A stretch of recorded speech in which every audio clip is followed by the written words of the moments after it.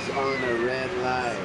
I kind of knew it would happen because Mr. Onaway Speedway has a pretty powerful truck. So if he wants to win, he needs to beat him on the light. Here we go, Beam Uphill. AIS Royal Truck, Mr. Joe Bear is number 95 LTL 9000 red Ford truck going up against 1986, driven by Mr. Robinson. 1986.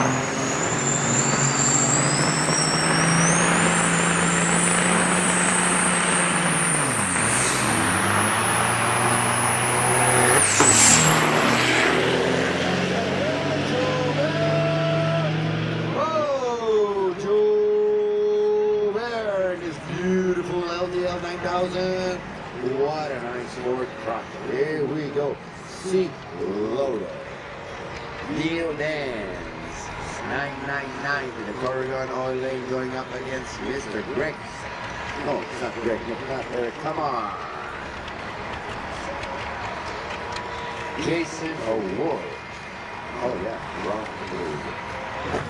Jason O'Rourke, 007 going up against Neil Dance. This is 999. Kenwood truck to the Corrigan Oil Lane.